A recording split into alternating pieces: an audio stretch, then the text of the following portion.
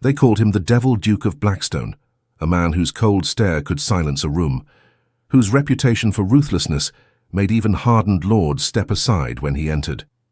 Alexander Ashford had buried 2 fiancées before their wedding days, and London whispered that he was cursed, or worse, that he was the curse himself. So when Miss Evelyn Hartley found herself standing at the altar beside this terrifying man, not by choice but by her father's gambling debts, she expected cruelty. She expected ice. She expected nothing. What she didn't expect was for him to turn to the 300 witnesses gathered in that cathedral, his voice cutting through the silence like a blade, and make a promise so shocking, so impossibly tender, that even the Archbishop gasped, a promise that would either save her or destroy them both. This is the story of how London's most feared duke fell to his knees before the woman who refused to fear him. The summons came on a cold March evening in 1848. Evelyn sat in the drawing room of their modest townhouse, embroidering by candlelight, when her father's voice echoed through the hallway. His tone carried an edge she recognized all too well. Desperation. Evelyn. My study now. She set down her needlework with trembling hands. Nothing good ever came from being called to her father's study at this hour. As she walked down the dim corridor, she could hear him pacing behind the heavy oak door, his footsteps quick and agitated. Lord Edmund Hartley stood by the window when she entered, his back to her. His shoulders sagged beneath his coat, and even in the firelight she could see the grey that had crept into his hair over the past year. The gambling had aged him. "Father," she said softly. He turned, and the look on his face made her stomach drop. It was the expression of a drowning man grasping for anything to keep him afloat. "I've made a mistake," he said, his voice rough. "A terrible mistake." Evelyn had heard this before, too many times. The card games that went too long, the bets placed with too much confidence, the debts that piled higher each month. "How much this time?" she asked, though she wasn't sure she wanted to know. £15,000. The number hit her like a physical blow. 15,000. They didn't have 1,500. Their townhouse was mortgaged. The country estate had been sold 2 years ago. Her mother's jewellery gone. Her brother Thomas had left Oxford because they couldn't pay his tuition. "To whom?" she whispered. Her father's hands shook as he poured himself a brandy. He drank it in one swallow before he could answer. The Duke of Blackstone. The room seemed to tilt. Everyone in London knew that name. Alexander Ashford, the 7th Duke of Blackstone. The man they called the Devil Duke. The man whose fiancées died. "No," Evelyn breathed. "Father, no. Tell me you didn't." "I had no choice," he said, his voice breaking. "The game was private. I thought I could win it back."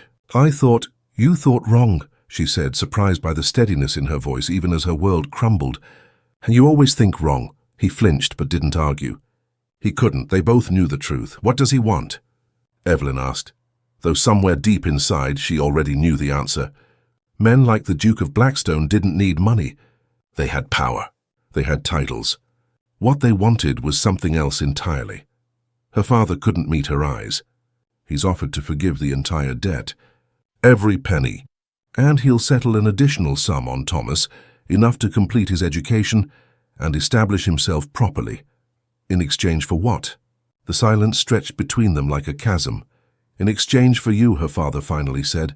As his wife, the words hung in the air, impossible and yet terrifyingly real. Evelyn gripped the back of a chair to steady herself. Her mind raced through everything she knew about the Duke of Blackstone, all the whispered stories that circulated through London's drawing rooms.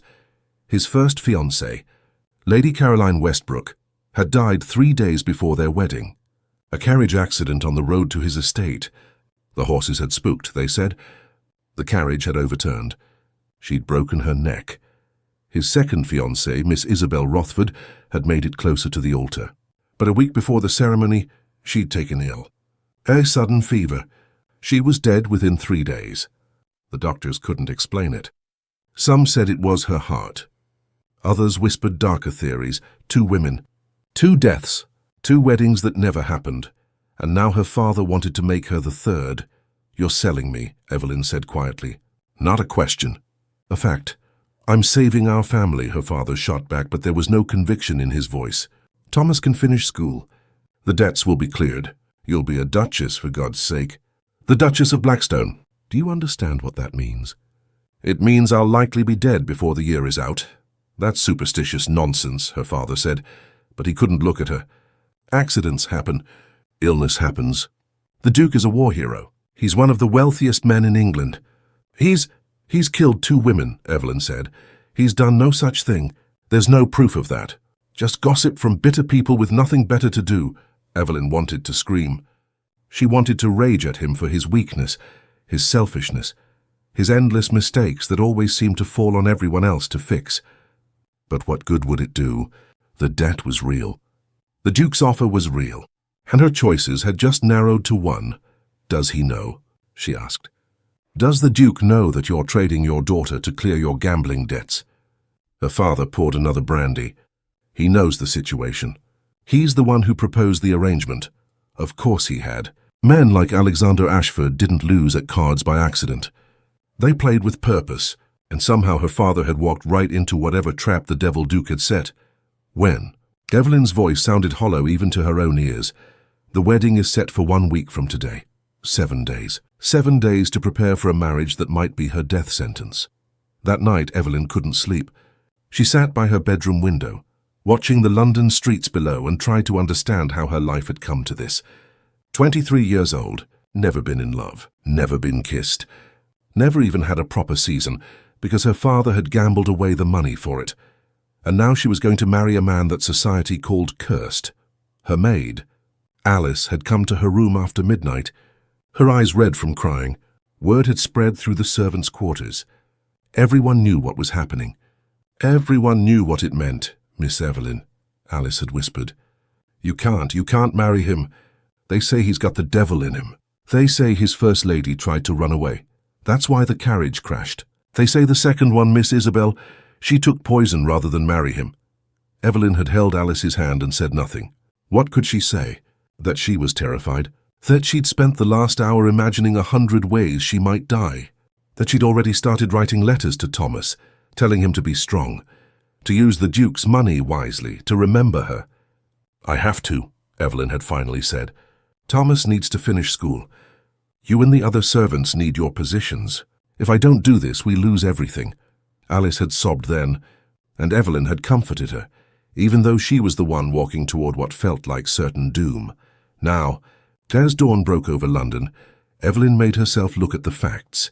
Alexander Ashford, the 7th Duke of Blackstone, age 32, veteran of Waterloo, inherited his title at 20 when his father died, owned estates across England, lived primarily at Blackstone Manor, an isolated estate on the Yorkshire moors, and he'd tried to marry twice. Both women had died.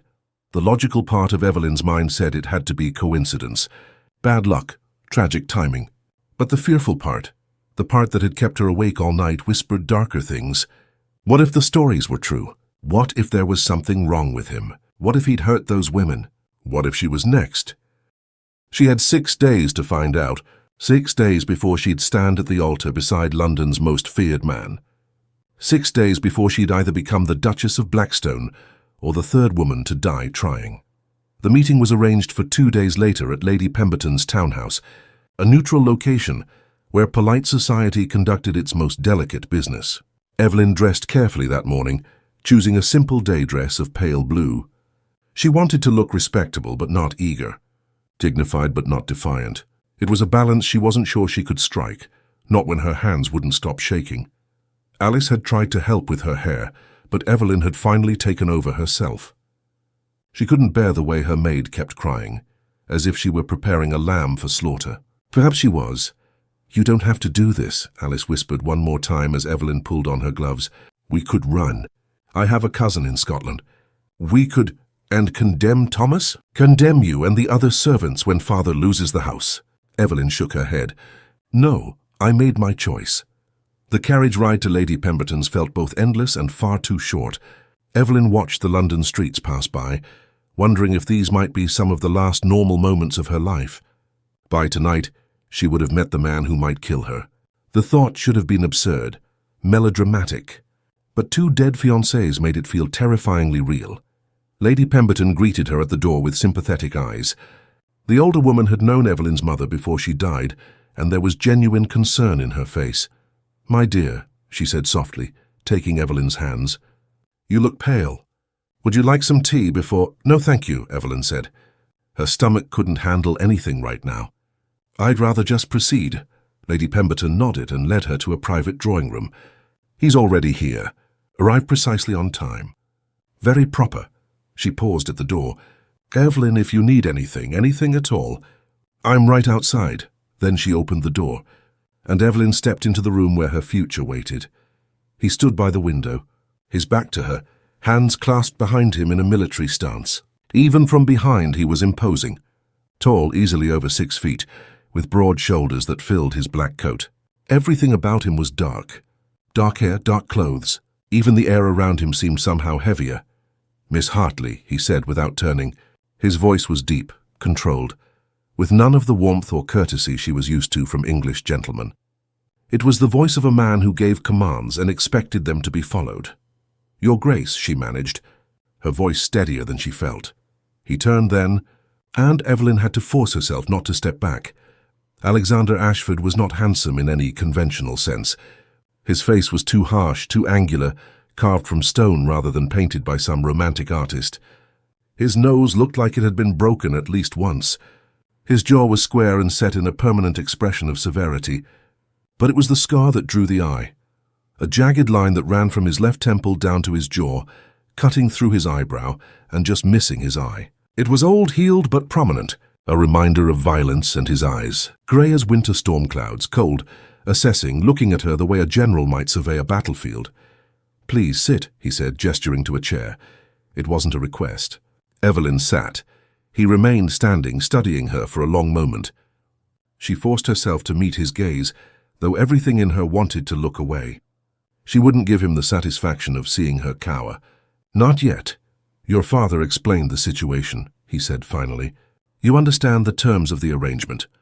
I understand that my father's debts are considerable and that you've offered to clear them in exchange for my hand in marriage," Evelyn replied.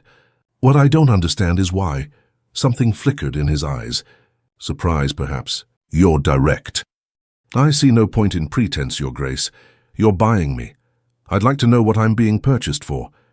A muscle twitched in his jaw. "I need a wife. You need your family's debts cleared. It's a practical arrangement." "You've tried to acquire a wife twice before," Evelyn said, her heart pounding. "Both times ended in tragedy. Forgive me for wondering if practicality is your only motivation." The temperature in the room seemed to drop 10 degrees. Alexander Ashford's expression didn't change, but something in his stillness became dangerous. "You've heard the stories," he said. "Not a question. Everyone has heard the stories, and you believe them." Evelyn chose her words carefully. "I believe 2 women are dead. I believe you were engaged to both of them. Beyond that, I know nothing." He moved then, crossing to stand directly in front of her. Evelyn's instinct screamed at her to run, but she stayed seated, looking up at him. "Are you afraid of me, Miss Hartley?" The question was soft, almost gentle, but there was something underneath it, something that sounded like resignation. Evelyn could have lied. Perhaps she should have, but she'd already decided that if she was going to die, she'd at least die honest.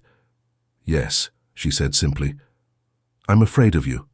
He nodded slowly, as if she'd confirmed something he already knew. "Good," he said. "Fear keeps one cautious. Caution keeps one alive." Then he stepped back, that military distance returning. "The wedding will take place in 5 days at St. Paul's Cathedral. I've arranged for a dress to be delivered to your home. Your father will provide the guest list. Do you have any questions?" Evelyn had 1,000 questions. Why St. Paul's, one of the largest churches in London? Why such a public ceremony for what was essentially a private transaction? Why did he look at her with such carefully controlled nothing in his eyes? But she asked the only question that really mattered. "Will I survive this marriage, Your Grace?" For the first time his expression shifted. Something that might have been pain crossed his face, gone so quickly she almost missed it. "That," he said quietly, "is entirely up to fate." Then he bowed, a precise military bow, and left the room. Evelyn sat alone in Lady Pemberton's drawing room, her heart racing, her mind spinning. She'd just met the man she was going to marry in 5 days, the devil Duke of Blackstone, and she had no idea if he was a monster or simply a man that tragedy followed like a shadow. The next 5 days passed in a blur of preparation that felt more like a countdown to execution. The dress arrived as promised, delivered by a seamstress who measured Evelyn with pitying eyes. It was beautiful, she had to admit. White silk with delicate lace at the sleeves and neckline. Simple, elegant, expensive. Nothing like the elaborate gowns brides usually wore, but Evelyn suspected that was intentional.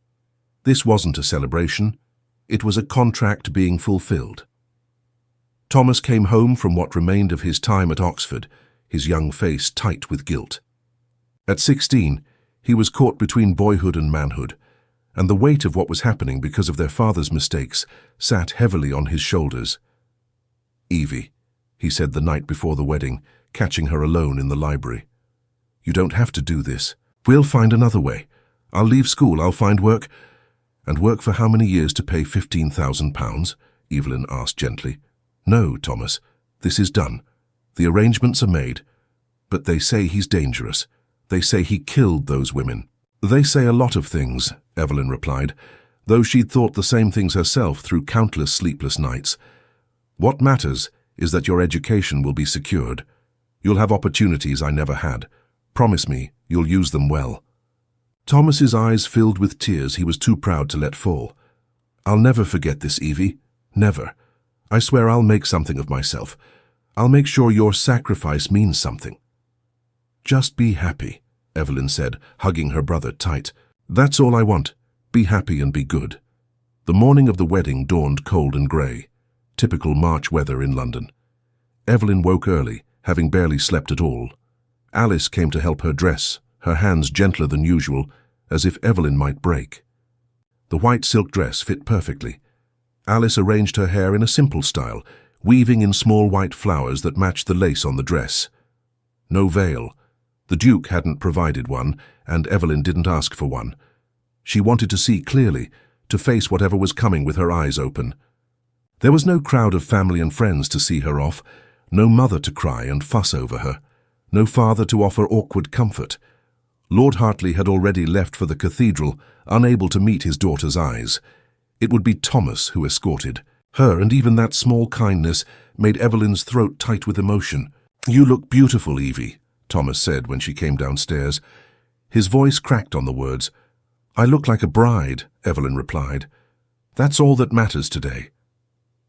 The carriage ride to St. Paul's Cathedral took 20 minutes through London's morning streets. With each passing block, Evelyn felt the weight of what was about to happen settle more heavily on her shoulders. This was real. This was happening. In less than an hour, she would be the Duchess of Blackstone, married to a man she'd met once, a man whose previous fiancés had died, a man that society whispered was either cursed or evil, or both. St. Paul's Cathedral rose before them, its massive dome dominating the London skyline. It was one of the grandest churches in England, built to hold thousands, and as their carriage approached, Evelyn saw that it was packed. "My God," Thomas breathed beside her. "The whole city must be here." He wasn't far wrong. The steps leading to the cathedral were crowded with people, and not just the usual society guests who attended fashionable weddings. These were ordinary Londoners, people who'd come to witness the spectacle. The Devil Duke was getting married again, and they wanted to see if this bride would make it to the altar, or if tragedy would strike a third time. The whispers started the moment Evelyn stepped out of the carriage. She could hear them rippling through the crowd like wind through wheat, growing louder as Thomas helped her down and offered his arm. "That's her." The third one. "Poor girl, doesn't stand a chance, then look how young she is. Shame, really. I give her a month before something happens." Evelyn kept her chin high and her eyes forward. She would not give these people the satisfaction of seeing her afraid, even though her heart hammered so hard she thought it might burst from her chest. Thomas's arm trembled slightly under her hand, and she squeezed it gently, as much to comfort herself as him. The cathedral steps seemed endless. Each one took her closer to the massive doors, closer to the altar, closer to Alexander Ashford. Around them, London's elite parted to let them pass. Ladies in their finest gowns stared with a mixture of pity and morbid fascination. Gentlemen exchanged knowing looks and shook their heads. Everyone had come for the same reason, to see if history would repeat itself, to witness whether the Devil Duke's curse would claim another victim. Inside, the cathedral was even more overwhelming. The vaulted ceilings soared overhead, and hundreds of candles cast flickering shadows across the stone walls. Every pew was filled, packed with more than 300 witnesses. Evelyn had never seen so many people gathered in one place, all of them watching her. Waiting to see what would happen, the organ began to play, a somber melody that felt more appropriate for a funeral than a wedding. Thomas walked her slowly down the long aisle, their footsteps echoing on the marble floor. Evelyn kept her breathing steady, counting each step. 1, 2, 3. She would not faint. She would not run. She would face this with whatever dignity she could muster. And there at the altar stood Alexander Ashford. He was dressed entirely in black, except for a white cravat at his throat. No concessions to wedding tradition, no touch of color or celebration. He looked like he was attending an execution, his face carved from stone, his expression completely unreadable. As Evelyn approached, his grey eyes fixed on her with an intensity that made her breath catch. Thomas delivered her to the altar and stepped back, his part done. Evelyn stood alone beside the Duke, feeling small next to his imposing height. She could smell his cologne, something dark and woody, and feel the heat radiating from his body, despite the coolness of the cathedral. The Archbishop of Canterbury himself stood ready to perform the ceremony, his elderly face grave. This was no ordinary wedding, and everyone knew it. The weight of expectation hung heavy in the air, the unspoken question on everyone's mind. Would she survive what came next? "Dearly beloved," the Archbishop began, his voice carrying through the silent cathedral, "we are gathered here today in the sight of God to join together this man and this woman in holy matrimony." The words washed over Evelyn like a wave. This was happening. This was real. In minutes, she would be bound to this man for life, however long that life might be. The Archbishop continued through the traditional ceremony, speaking of love and commitment, honor and devotion. The irony wasn't lost on Evelyn. There was no love here, no devotion. Just a transaction dressed up in sacred words. "Alexander Ashford, Duke of Blackstone," the Archbishop said, "wilt thou have this woman to be thy wedded wife, to live together after God's ordinance in the holy estate of matrimony? Wilt thou love her, comfort her, honor and keep her, in sickness and in health, and forsaking all others? Keep thee only unto her, so long as ye both shall live." Alexander's voice was steady, clear, betraying nothing. "I will." Then it was Evelyn's turn. The Archbishop repeated the question, and she heard her own voice, small but determined, echo through the cathedral. "I will." The Archbishop opened his mouth to continue, ready to speak the words that would legally bind them. But before he could, something happened that no one expected. Alexander turned, not slightly, not politely, but fully, turning his entire body to face Evelyn directly. His movement was so sudden, so deliberate, that the Archbishop stopped mid-word. A ripple of confusion ran through the assembled crowd. Evelyn's heart stopped. This was it. He was going to refuse. He was going to humiliate her in front of all these people. Or worse, something terrible was about to happen, just like with the others. But Alexander didn't speak to the Archbishop. He didn't address the crowd. He looked directly at Evelyn, his grey eyes holding hers with an intensity that made everything else fade away. And then he reached out and took both of her hands in his. The touch was shocking, intimate. No one did such things during the ceremony. It broke every rule of propriety. Gasps echoed through the cathedral, followed by a silence so complete that Evelyn could hear her own heartbeat. "Before God and these witnesses," Alexander said, his deep voice carrying to every corner of the cathedral, "I must speak." The Archbishop looked bewildered. "Your Grace, this is most irregular." "I don't care," Alexander said, cutting him off without taking his eyes from Evelyn's face. "What I have to say cannot wait." Evelyn felt frozen, trapped in his gaze, her hands warm in his larger ones. This was the moment everyone had been waiting for. The moment when tragedy struck. She braced herself for whatever came next, but Alexander's next words shattered every expectation in the room. "Miss Hartley," he began, his voice softer now but no less powerful, "you stand here today not by choice but by necessity. Your father's debts have bound you to a man you fear, to a title shadowed by tragedy. London calls me cursed. They call me cruel. They call me the Devil Duke. And they wait with bated breath for you to become the third ghost in my halls. The crowd erupted in whispers. Ladies reached for their fans. Gentlemen shifted uncomfortably. No one had expected him to address the rumors so directly, so publicly. But I will not allow it, Alexander continued, his grip on her hands tightening slightly. I will not stand here and bind you to a fate you dread. I will not force you into a marriage that fills you with terror. I will not be the cause of another tragedy. Evelyn's mind reeled. Was he refusing the marriage? After everything, after her father's debts, after all the preparation, was he going to leave her at the altar? But Alexander wasn't finished. Before all assembled here, he said, his voice growing stronger, I make you this vow. You will never know fear in my house. You will never be bound by duty alone. You will have your own chambers, your own wing, your own life separate from mine. I ask nothing from you that you do not freely give. The cathedral had gone completely silent. 300 people held their breath, trying to understand what they were hearing.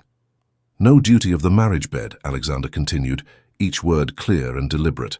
No performance for society. No pretense of affection you do not feel. You will be the Duchess of Blackstone in name and in protection, but in truth you will be free, more free than any married woman in England. Evelyn felt tears gathering in her eyes. She couldn't speak, couldn't move, could barely breathe. What was he saying? What was he offering? And should you ever wish to leave, Alexander said, his voice dropping lower, meant for her alone but carrying still through the silent space. Should you find happiness elsewhere, should you decide that even this arrangement is too much to bear, I will grant you an annulment quietly, with a fortune enough to live independently for the rest of your days. You will never be trapped. You will never be powerless. You will never be at the mercy of a man's whims. A single tear slipped down Evelyn's cheek. She saw something flicker in Alexander's eyes, something that might have been pain or regret or something deeper. This I swear, he concluded, his voice ringing through the cathedral like a bell. On my honor as a soldier, on my title as Duke of Blackstone, and on the memory of Lady Caroline and Miss Isabel, those I failed to protect before you. I will not fail you, Evelyn Hartley. I will give you the one thing no one else can, your freedom. The silence that followed was absolute. Evelyn stared at Alexander, her vision blurred with tears, her mind struggling to process what had just happened. He had just promised her freedom, in front of 300 witnesses, in front of the Archbishop, in front of all of London society. He had just vowed to give her a life of her own choosing. Why? She whispered, the only word she could manage. Alexander's expression softened almost imperceptibly. Because I will not be the cause of another light going out in this world, he said quietly. Because you deserve better than to be sold for your father's mistakes. Because 2 women are dead and I will not make it 3. More tears spilled down Evelyn's cheeks. Around them, the cathedral erupted in chaos. Ladies were crying into their handkerchiefs. Gentlemen were arguing in loud whispers. The Archbishop looked completely lost, his hands fluttering uselessly as he tried to understand what protocol demanded in such an unprecedented situation. But Evelyn barely heard any of it. All she could see was Alexander, this man everyone feared, this duke everyone called cursed, offering her something she'd never expected to have, choice. Your Grace, the Archbishop finally managed, his voice shaking slightly, this is most unusual. The vows are traditional. They cannot be altered in such a manner. They can, Alexander said, finally looking away from Evelyn to address the Archbishop. And they will be. These are my terms. If Miss Hartley accepts them, we will proceed. If she does not, I will not hold her to this arrangement. Every eye in the cathedral turned to Evelyn, 300 people waiting for her answer. Would she accept? Would she refuse? What could she possibly say to such an offer? Evelyn looked at Alexander, really looked at him. His scarred face was serious, his grey eyes steady. He meant every word. She could see it in the set of his jaw, in the way he held himself. This wasn't a trick or a trap. This was a man who had watched 2 women die because they feared him, and he was determined not to let it happen again. I accept, she said, her voice stronger than she felt. I accept your vows, Your Grace. Something in Alexander's expression shifted. Not quite a smile, but a loosening of the severe lines around his mouth. Relief, perhaps. Or maybe just acknowledgement. "Then let us proceed," he said to the Archbishop. The Archbishop fumbled through the rest of the ceremony in a daze, clearly uncertain how to proceed after such an unprecedented interruption. But he managed to stumble through the remaining vows, his hands shaking slightly as he blessed the union. When he finally pronounced them man and wife, his voice was barely audible over the murmurs that still rippled through the crowd. "You may kiss the bride," the Archbishop said. Though he sounded uncertain even about this traditional moment, Alexander didn't kiss her. Instead, he bowed formally over her hand, his lips barely brushing her gloved knuckles. It was proper, respectful, and maintained the distance he'd just promised her. Even in this, he was keeping his word. They walked back down the aisle together, her hand resting lightly on his arm. The whispers followed them like a storm, louder now, filled with shock and speculation. What had they just witnessed? Had the Devil Duke actually promised his bride freedom? Was this some kind of trick? What would happen now? Evelyn kept her head high, but inside she felt numb. Everything had happened so fast. One moment she'd been preparing for a marriage of duty and fear, and the next, Alexander had turned the entire ceremony on its head, with a promise no one had expected. Outside the cathedral, there was no receiving line, no well-wishers throwing rice or flower petals. Alexander's black carriage waited at the bottom of the steps, the black stone crest gleaming on its door. A footman stood ready to help her inside, but before she could move, Alexander spoke. "Your family's debts have been cleared as of this morning," he said, his voice low enough that only she could hear. "Your brother's education is fully funded through university and beyond. Your father's creditors have been paid. You owe me nothing, Evelyn. Remember that." Then he helped her into the carriage himself, his hand steady and warm even through her glove. He climbed in after her and took the seat across from her, not beside her, maintaining distance, keeping his promise even now. The carriage pulled away from St. Paul's, leaving the chaos behind. Through the window, Evelyn could see people still gathered on the steps, talking animatedly, their hands gesturing wildly as they discussed what they'd just witnessed. By tonight, every drawing room in London would be talking about nothing else. Inside the carriage, silence reigned. Evelyn didn't know what to say. "Thank you" seemed inadequate. "Why did you do that?" seemed too bold. So she said nothing, watching the city pass by as they made their way north out of London toward the Yorkshire moors. Alexander stared out his window, his profile hard and unreadable. The scar on his face caught the afternoon light, a reminder of battles fought and survived. He'd been at Waterloo, she remembered. He'd seen men die. He'd almost died himself. What had that done to him? What had made him into the man who would promise freedom to a stranger? The journey took 3 hours. They stopped once to change horses, and Alexander asked if she needed refreshment. She declined. Her stomach was too knotted to consider food. He simply nodded, and they continued on. As the city gave way to countryside, and the countryside grew wilder and more desolate, Evelyn began to understand why Blackstone Manor had such a dark reputation. The landscape was beautiful in its own harsh way, all rolling moors and rocky outcroppings, but it felt isolated, lonely, the kind of place where you could scream and no one would hear. "Stop it," she told herself firmly. "He just promised you safety. You're letting fear control you." But old habits died hard, and the stories of Lady Caroline and Miss Isabel whispered in the back of her mind. Finally, as the sun began to sink toward the horizon, painting the moors in shades of gold and purple, she saw it. Blackstone Manor rose from the landscape like something out of a Gothic novel. Dark stone walls, towers reaching toward the sky, windows that reflected the dying light like watching eyes. It was magnificent and intimidating in equal measure. The carriage rolled through massive iron gates and up a long drive lined with ancient trees. As they approached the main entrance, Evelyn saw a line of servants waiting to greet them, at least 30 people standing at attention in their livery. Alexander noticed her looking. "The staff," he said simply. "They've been preparing for your arrival." The carriage stopped and footmen rushed to open the doors. Alexander stepped out first, then turned to help Evelyn down. As her feet touched the gravel drive, all the servants bowed or curtsied in perfect unison. "For your grace," said a woman stepping forward from the line.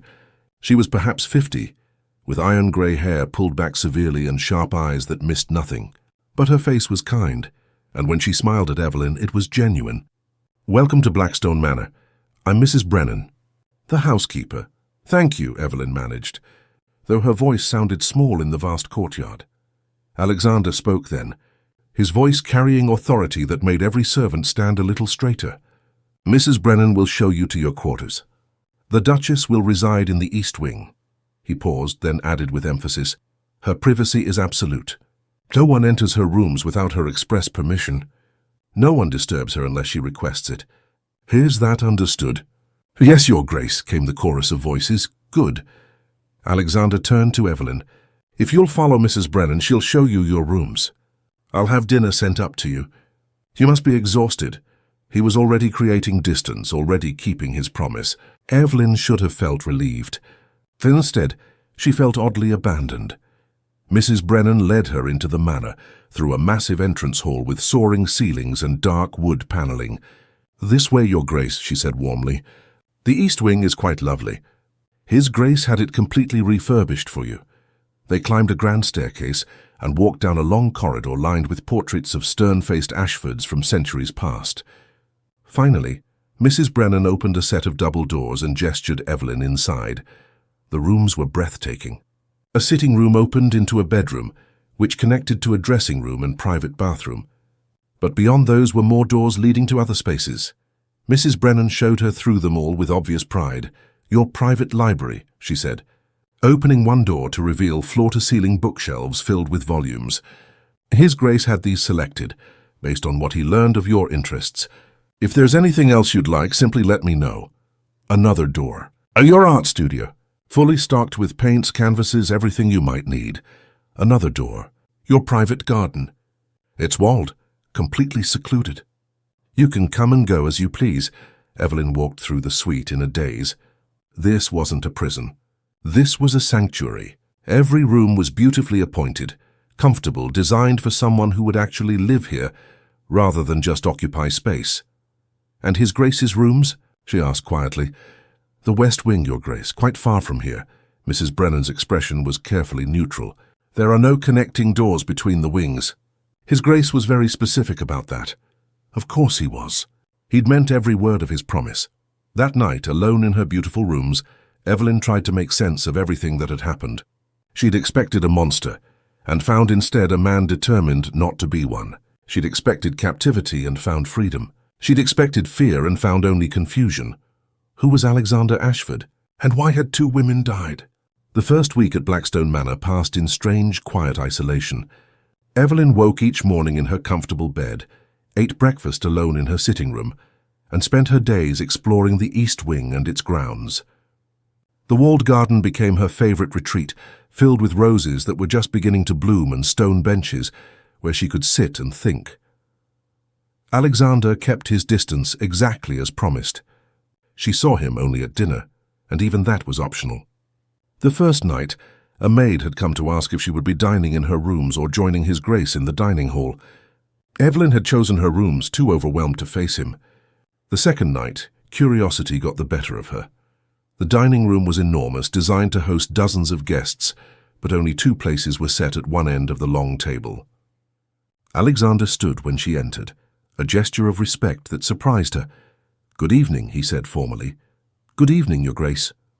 "Alexander," he corrected gently. "We agreed you would call me Alexander." "Alexander," she repeated, testing the name on her tongue. Dinner was polite and painfully awkward. He asked about her comfort, whether her rooms were satisfactory, if she needed anything. She gave brief answers, still uncertain how to navigate this strange arrangement. When the meal ended, he stood, bowed, and left immediately. No lingering.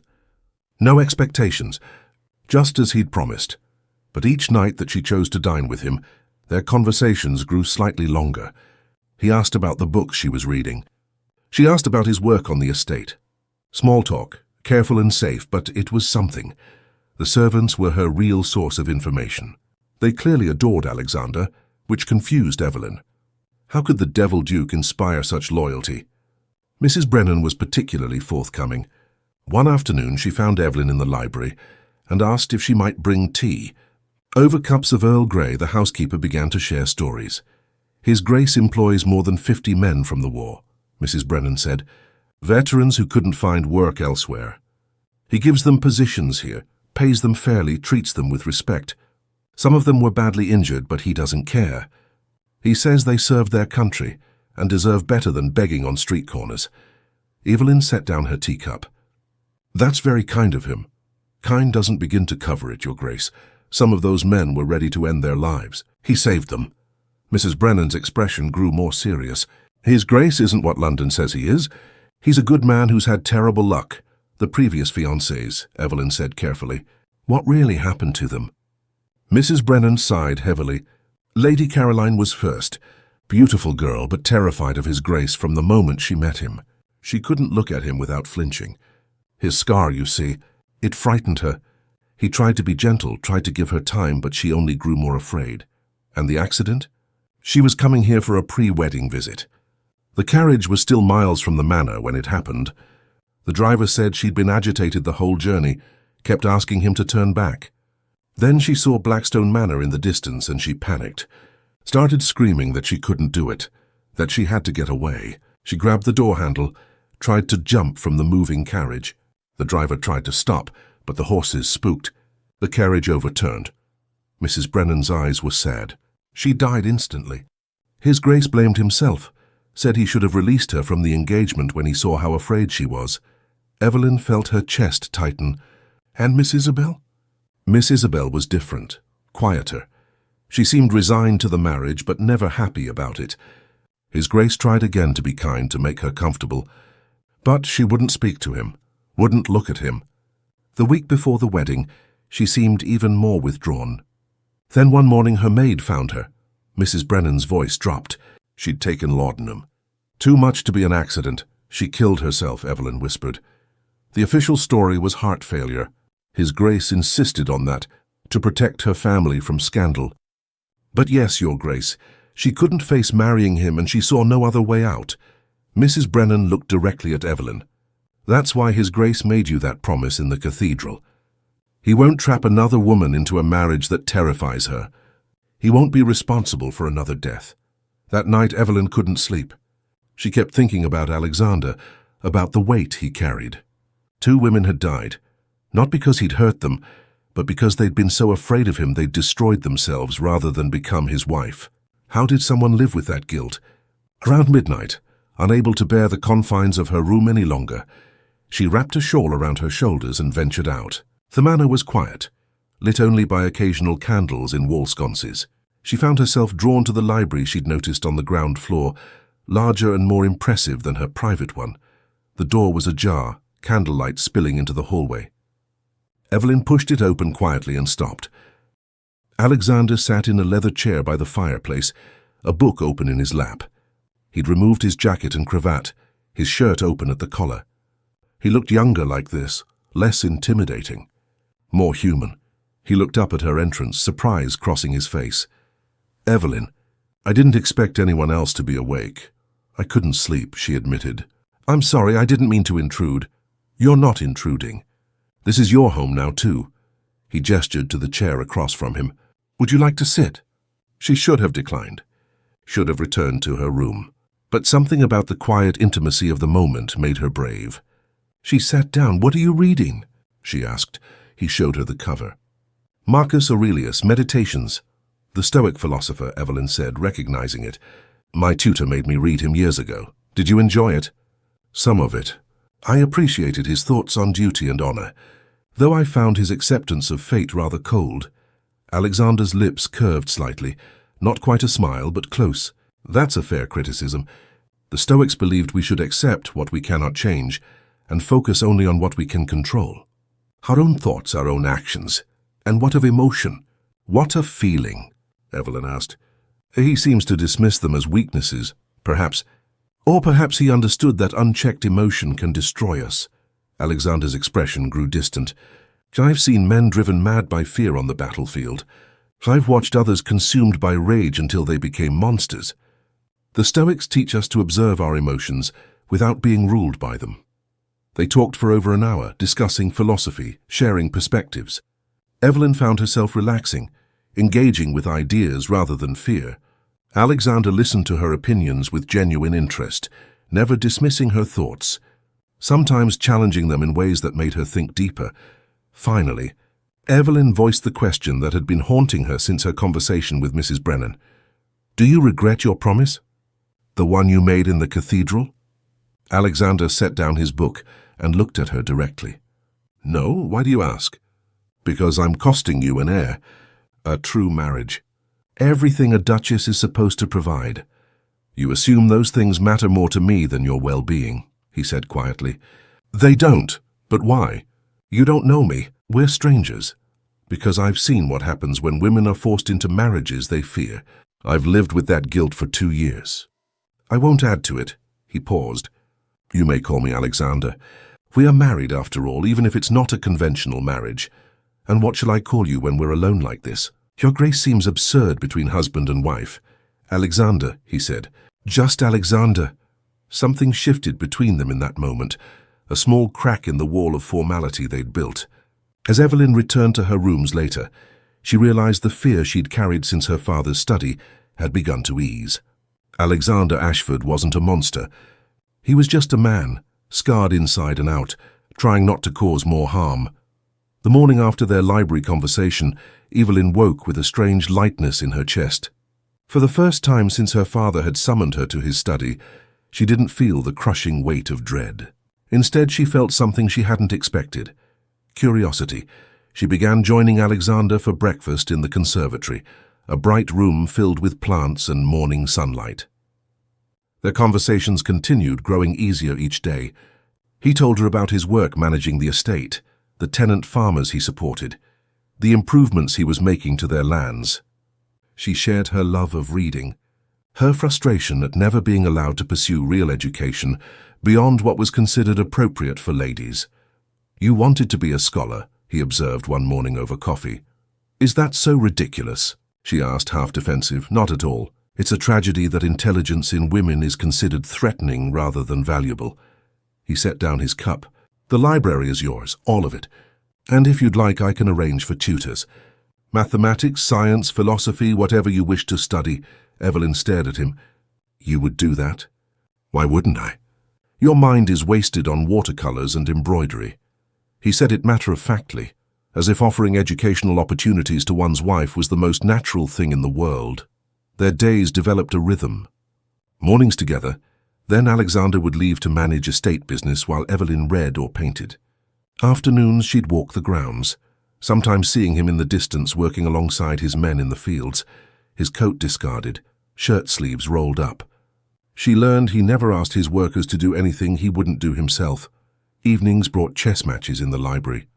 Alexander was an excellent player, but Evelyn had been taught by her grandfather and could hold her own. Their games became a kind of conversation without words, each move revealing something about how they thought. "You play defensively," Alexander observed one evening after she'd blocked his queen. "I've learned that protecting what matters is more important than aggressive offense," she replied. He looked at her with an expression she couldn't quite read. "A sound strategy, though sometimes the boldest move is the one that wins the game." 6 weeks into their marriage, a violent spring storm rolled across the moors. Evelyn had always been terrified of thunderstorms, ever since she was a child and lightning had struck a tree outside her nursery window. The crash and the flames had given her nightmares for years. That night, as thunder shook the manor and lightning illuminated her bedroom in harsh flashes, Evelyn found herself curled on her bed, shaking, unable to calm her racing heart. She tried to reason with herself. She was safe. The manor was solid stone. Nothing would happen. But fear didn't respond to reason. A knock at her door made her jump. "Evelyn," Alexander's voice concerned. "Are you all right?" Mrs. Brennan said she heard crying. She couldn't answer. Another crack of thunder made her whimper. "May I come in?" he asked. She managed a shaky, "Yes." The door opened and Alexander entered, still fully dressed despite the late hour. He took in her state immediately, her tear-stained face, her trembling hands, her inability to speak. "The storm," he said, understanding. He stayed near the door, not approaching. "It frightens you," she nodded, embarrassed by her weakness. "May I sit?"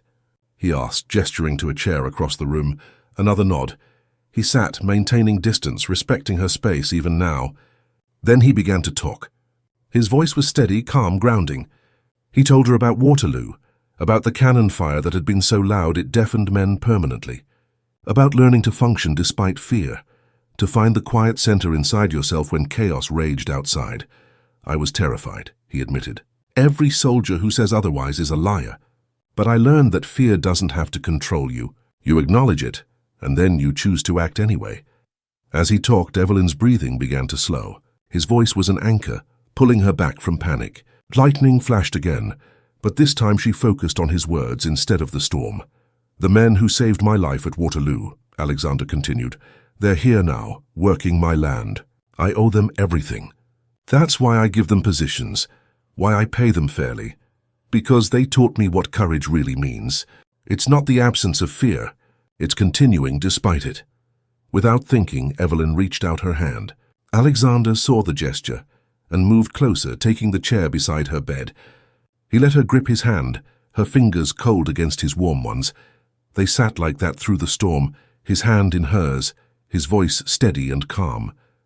He told her stories about the men who worked his estate, about the changes he wanted to make, about his plans for the future. Normal things, safe things, until the thunder grew distant and the lightning faded. When silence finally returned, Evelyn realized she was still holding his hand.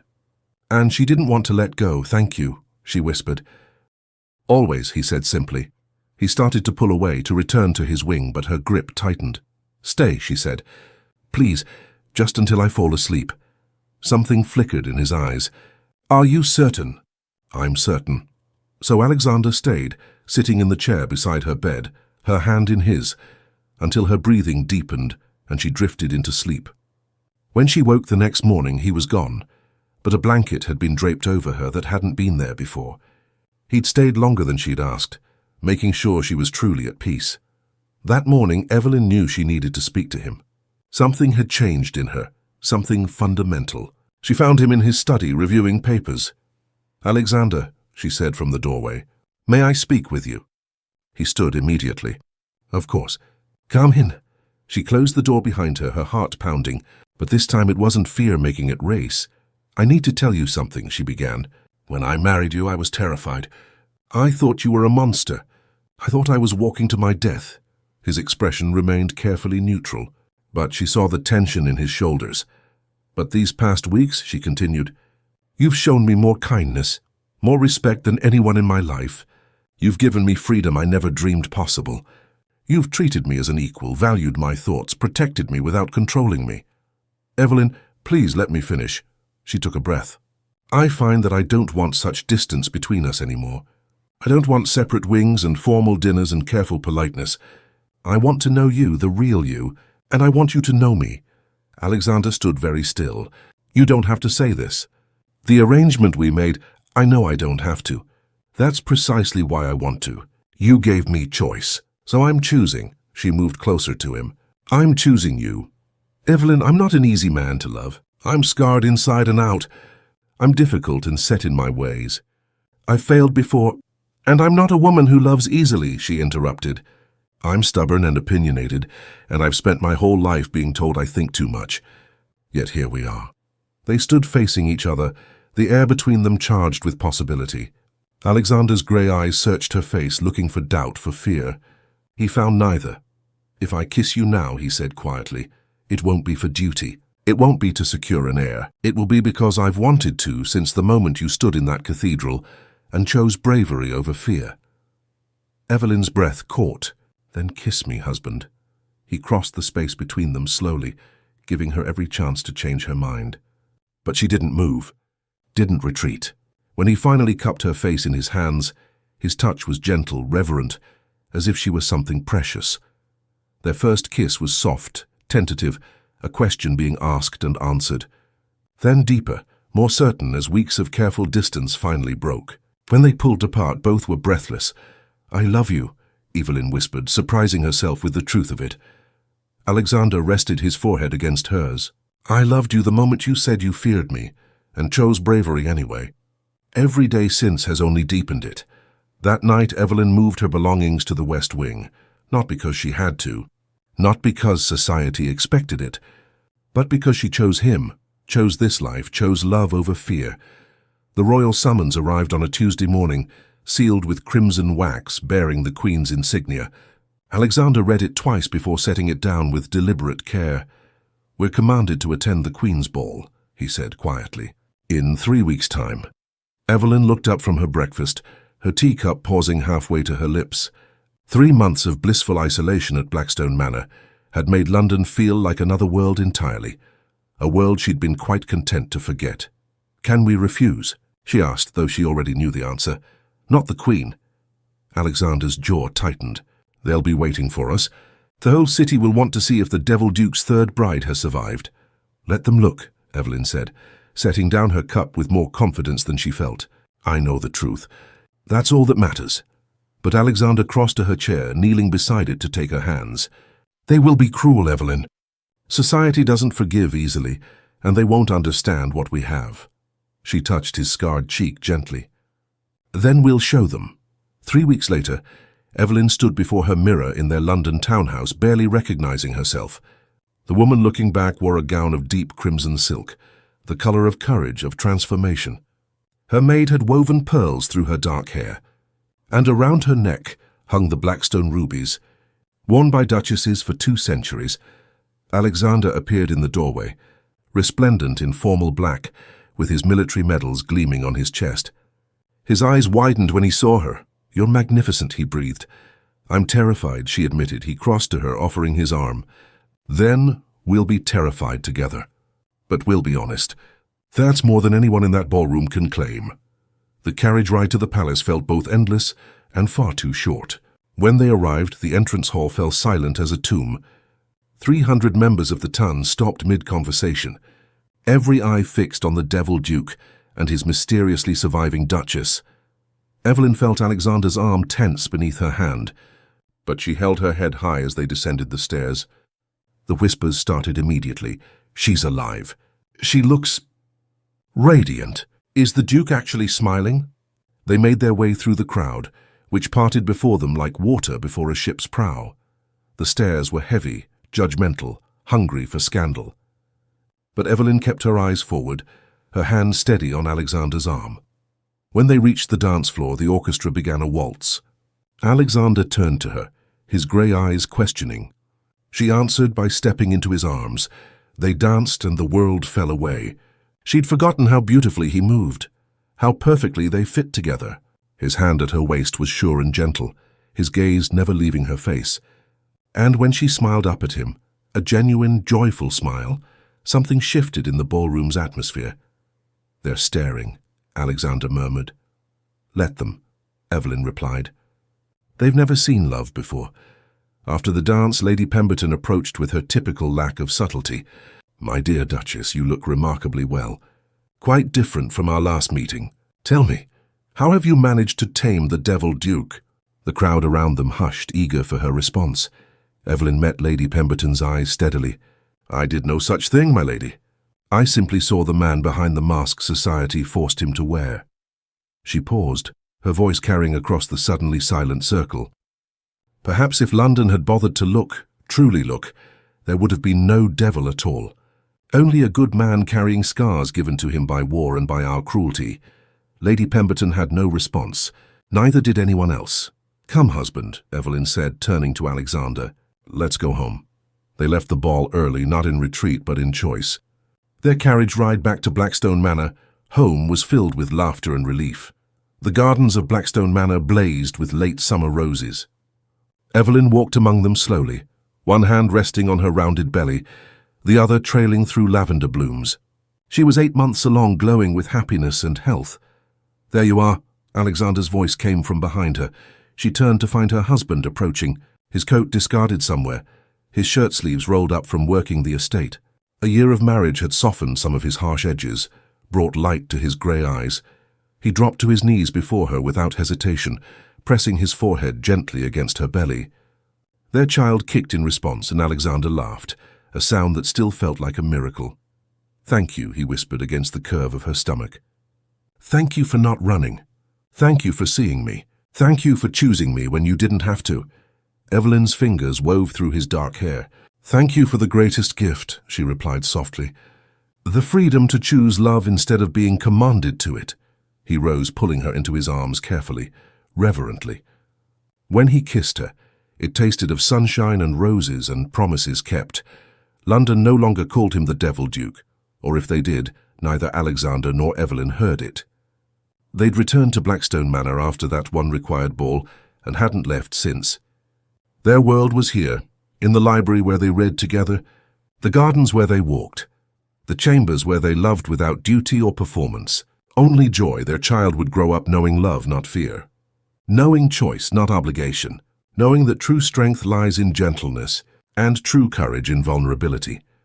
As the sun set over Blackstone Manor, painting the sky in shades of amber and rose, Alexander held his wife close and thought of the cathedral, of the promise he'd made before 300 witnesses. He'd kept every word, and she'd given him more than he'd ever dared hope for in return. They say love cannot be commanded, only given freely. The Duke of Blackstone knew this truth better than most, and the woman who became his Duchess proved it by choosing to love the man London feared, and finding in him the greatest love of all, the love that trusts, the love that frees, the love that sees beyond scars to the soul beneath, and they lived not happily ever after in the fairy tale sense, but truthfully ever after, which is far better.